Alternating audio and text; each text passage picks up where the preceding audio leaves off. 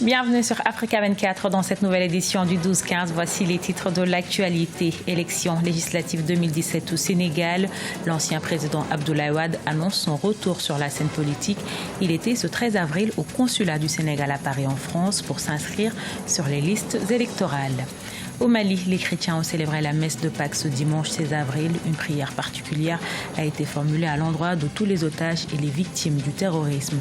Et puis une semaine dédiée à la promotion du théâtre au Bénin. L'événement a permis aux différents acteurs du secteur d'échanger sur les perspectives du 5e art dans le pays.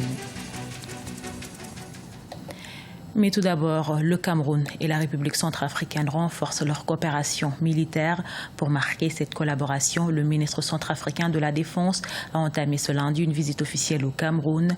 Une visite qui s'inscrit dans le cadre de la participation du pays aux missions de maintien de la paix des Nations Unies dans le pays. 2 juillet 2017, c'est la date retenue pour les élections législatives au Sénégal. L'ancien président Abdoulaye Wade a choisi ce scrutin pour marquer son retour sur la scène politique. Il entend même être en tête de liste d'une liste électorale. Mélina Bokassa. L'ancien président sénégalais Abdoulaye Wade de retour sur la scène politique.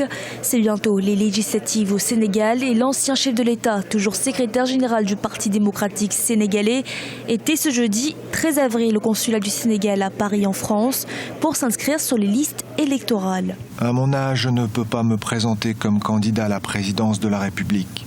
Mais il n'y a aucune loi qui m'empêche d'être dans une liste électorale et de prendre la tête d'une liste électorale. Âgé de 91 ans, le secrétaire général du PDS fait ainsi référence au code électoral sénégalais. Ce dernier limite l'âge pour se présenter à l'élection présidentielle à 74 ans. Mais l'âge n'étant pas limité pour être député, il espère donner un coup de pouce à son parti et pourquoi pas briguer la députation.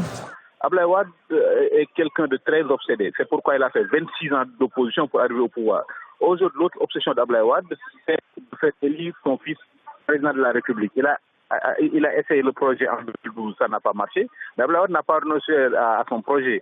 Aujourd'hui, s'il parvient à faire l'opposition, s'il parvient à avoir la majorité, il est évident que l'une de ses préoccupations sera de faire voter une loi d'amnistie pour son fils Karim Wade qui pourra ainsi avoir une carrière politique. Ces derniers jours, Abdoulaye Wade, l'opposant historique à Léopold Sédar Senghor et Abdou Diouf, a prêché pour un front commun de l'opposition aux législatives de juillet 2017 avec une liste unique contre la coalition au pouvoir. La capitalisation boursière du marché des actions de la BRVM, la Bourse régionale des valeurs mobilières, a enregistré une baisse hebdomadaire de 126,98 milliards de francs CFA, soit 7 302,92 milliards de francs CFA du 10 au 14 avril 2017, contre 7 429,90 milliards la semaine précédente. Les indices ont également baissé. Celui de BRVM 10 est passé de 247,23 points à 242,01 points, soit un repli de 2,11%. Les chrétiens du Mali ont célébré ce dimanche 16 avril la traditionnelle messe de Pâques à Bamako, la capitale. Les fidèles chrétiens ont prié pour la paix dans le monde avec une pensée spéciale à tous les otages et les victimes du terrorisme. Reportage de notre correspondant Mouktar Bari.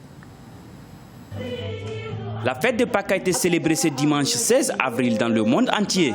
À Bamako, la célébration s'est faite en 2 étapes. Chez les catholiques, c'est la cathédrale de Bamako qui a servi de cadre à la fête pascale. Une messe a été célébrée dans la nuit du samedi par l'archevêque de la ville de Bamako.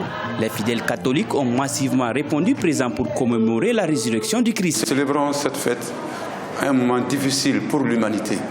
Non seulement pour le Mali, mais pour l'humanité. Les hommes se sont détournés des valeurs. On enlève une personne humaine pour la vendre, on la prend en otage.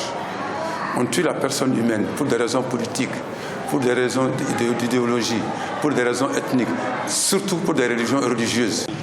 L'église évangélique, elle, a célébré la fête pascale dans la matinée du dimanche. Là aussi, les louanges avec une pensée spéciale pour un Mali uni et un monde apaisé ont été au cœur des célébrations. Toutes les voies sont mises à présent pour aller dans le sens de la paix, la paix, la paix. Et que vous écoutez les médias d'une manière générale, le monde entier est presque comme embrasé. Et de partout, les hommes et les femmes pleurent et crient. derrière la paix. L'ombre de la sœur Gloria colombienne enlevée à Karangasso dans le cercle de Koutiala a plané sur la célébration de la fête de Pâques. Des prières ont été formulées pour sa libération. Une semaine dédiée à la promotion du théâtre au Bénin, l'événement a permis aux différents acteurs du secteur d'échanger sur les perspectives du 5e art dans le pays. Une occasion aussi pour les jeunes talents de se révéler au public béninois. Reportage de notre correspondant Lefty Ounou, commenté par Oumou Kelsomba. La salle du Festival international du théâtre de Bana a vibré au rythme des créations dramaturgiques du 8 au 15 avril 2017 à Cotonou. Cette rencontre culturelle dénommée la Semaine du théâtre béninois a réuni plusieurs talents et acteurs du monde des arts vivants. L'objectif visé est de détecter, de promouvoir les talents et d'élargir le réseau des acteurs du théâtre du pays. Une occasion pour favoriser les rencontres des artistes avec le public.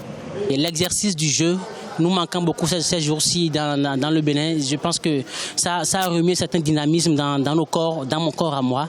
Et l'envie de rejouer perpétuellement est là maintenant. Et ça me hante davantage que par le passé. Nous avons souvent l'habitude de jouer dans des salles vides, ce qui ne nous plaît pas trop.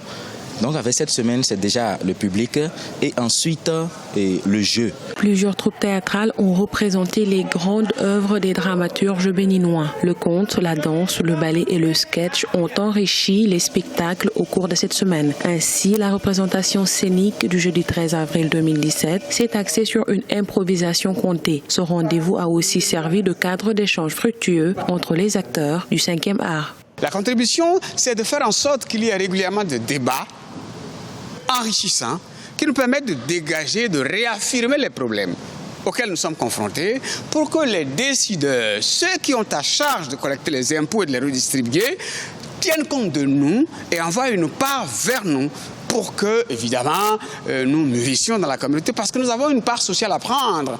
Le théâtre béninois se développe progressivement et regorge de nombreux talents, mais il est confronté à plusieurs difficultés dont les questions de la formation initiale et continue des talents et la spécialisation des artistes. Rappelons que les responsables du Festival international de théâtre du Bénin entendent démarrer dans les prochains jours le projet Tous au théâtre afin de rendre cet art plus social, aider à la structuration du secteur et offrir des moments de réflexion aux acteurs. Ce journal a été réalisé par l'ensemble de la rédaction. Nous vous remercions pour votre fidélité. Dans un instant, une nouvelle édition de l'actualité sur Africa 24.